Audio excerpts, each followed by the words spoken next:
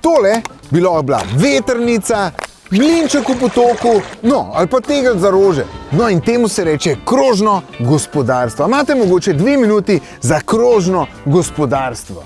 Super. Zelena eureka, krožno gospodarstvo. Preden pa začnemo štopati, malce ozadja. Evropska komisija je marca 2020 predstavila nov akcijski načrt krožnega gospodarstva. Ta vključuje predloge o bolj trajnostnem načrtovanju izdelkov, zmanjšanju količine odpadkov in tudi pravico do popravila. Kaj pa sploh je krožno gospodarstvo? Kaj je denimo pravica do popravila?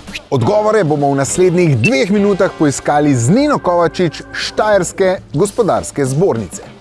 Kaj sploh je krožno gospodarstvo? Krožno gospodarstvo je sistem, kjer materiali ne postanejo odpadki, ampak ostanejo v bistvu sistemov s pomočjo ponovne uporabe, recikliranja, predelave, kompostiranja. Deluje pa po 3 načelih: odstranjevanje odpadkov, obnovitvi narave in pa v bistvu kroženje izdelkov in materialov. Kaj že delamo po tem načelu? Obstaja kar nekaj primerov dobre prakse. Naprimer, Usable Technology razvija rešitve za ponovno uporabo e-odpadkov, v bistvu obnavlja litijsko-ionske baterijske celice in jih vgrajuje v svoje izdelke. Njihov Powerbank je v bistvu prvi, ki uporablja obnovljeno baterijo in je v celoti zasnovan in izdelan v EU.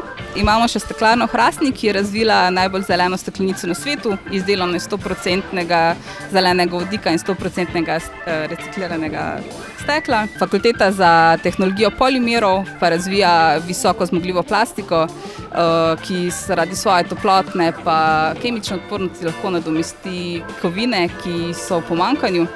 Z njeno proizvodnjo pa lahko uporabimo tudi manj energije, je pa v bistvu teh primerov še ogromno. Zakaj je to sploh pomembno? Zaradi zmanjševanja količine odpadkov, racionalne porabe materialov in po v bistvu zmanjševanja posledic podnebnih sprememb. Kaj je koncept načrtnega zastaranja? To je strategija krepitve potrošništva, po kateri so izdelki proizvedeni tako, da po določenem času oziroma rabi zastarajo oziroma se pokvarijo. Mi potem delov ne moremo odstraniti oziroma jih mogoče celo rezervnih delov ne dobimo. Zaradi tega smo potem primorani kupiti nov aparat. Ja, vem, je že 2 minuti, ampak če je pa tako zanimivo, no. Kaj je pravica do popravila? Pravica do popravila je zakonodajni predlog EU za krepitev pravic potrošnikov, predvsem glede električnih izdelkov, naprimer telefonov, pri katerih naj bi potem proizvajalec zagotovil ali možnost popravila ali zagotovitev rezervnih delov. Pri tem pa bi se v bistvu zmanjšala poraba surovin, zmanjšal bi se izpust toplogrednih plinov in pa poraba energije. Pravijo, da bi bil popravljiv telefon prevelik in prepočasen. Glede na razvoj tehnologije to ni res. Tak telefon že obstaja, dela ga nizozemski proizvajalec Fairphone. Ti pa v bistvu omogočajo, da uporabnik sam zamenja baterijo in pa zaslon. Kje zares končajo naši odpadki, naprimer tetrapak ali pa plastenka? Večina še vedno pristane na odlagališčih in pa v sežigalnicah. Pogosto pride do nepravilnega ločevanja, pa ti odpadki potem niso primerni za nadaljnjo obdelavo. Zato je tudi pomembna odgovornost nas potrošnikov, da potem dosledno recikliramo in ustrezno ločujemo naše odpadke. Je sploh realno razmišljati o družbi brez odpadkov? Je to sploh končni cilj? Nek delež odpadkov bo vedno obstajal. Končni cilj je racionalizacija porabe materialov in pa kritičnih surovin in pa zmanjšanje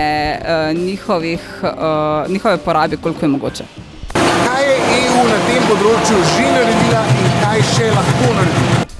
EU je globalna v bistvu voditeljica na področju zelenega prehoda s svojimi zakonodajami. Hkrati letno namenja v bistvu milijone za razvoj projektov, ki spodbujajo krožno zasnovo tehnologij pa materialov. Potrebne so pa predvsem ustrezne finančne spodbude, naprimer za izgradnjo pilotnih infrastruktur, pa ustrezen okvir, ki spremlja rezultate in pa napredek. Vse trenutno v bistvu ni primernih nekih kazalnikov za preverjanje uspešnosti projektov, ki spodbujajo in v bistvu pospešujejo prehod v krožno gospodarstvo. Hvala za vaše 2 minuti. Hvala vam. Hvala vam za pozornost in odgovornost, pa seveda za vse lajke in šere. Se vidimo!